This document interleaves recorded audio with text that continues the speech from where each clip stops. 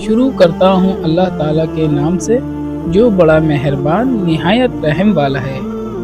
حدیث شریف، رسول اللہ صلی اللہ علیہ وسلم نے چند لوگوں کو کچھ عطیہ دیا اور شہید وہاں موجود تھے۔ وہ کہتے ہیں کہ رسول اللہ صلی اللہ علیہ وسلم نے ان میں سے ایک شخص کو کچھ نہ دیا، حالانکہ وہ ان میں مجھے سب سے زیادہ پسند تھا۔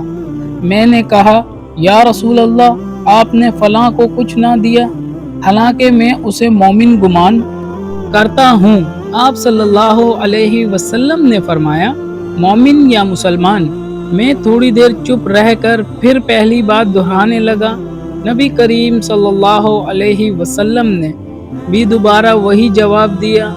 پھر آپ صلی اللہ علیہ وسلم نے فرمایا کہ اے سعید، باوجود یہ کہ ایک شخص مجھے زیادہ عزیز ہے، پھر بھی میں اسے نظر انداز کر کے کسی اور دوسرے کو اس خوف کی وجہ سے یہ مال دے دیتا ہوں کہ وہ اپنی کمزوری کی وجہ سے اسلام سے پھر جائے اور اللہ اسے آگ میں اوندھا ڈال دے۔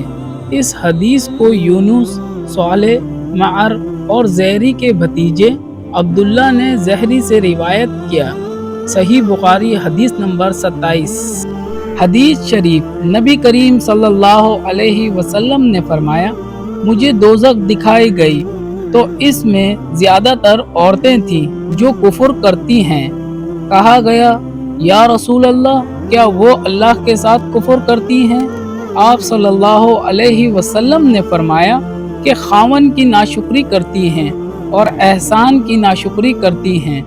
اگر تم عمر بھر ان میں سے کسی کے ساتھ احسان کرتے رہو، پھر تمہاری طرف سے کبھی کوئی ان کے خیال میں ناگواری کی بات ہو جائے تو فوراً کہہ اٹھیں گی کہ میں نے کبھی بھی تجھ سے کوئی بھلائی نہیں دیکھی۔ صحیح بخاری حدیث نمبر 29۔ ثواب کی نیت سے حدیث شریف کو لائک، شیئر اور کمنٹ کریں اور چینل کو سبسکرائب کر لیں۔ جزاک اللہ۔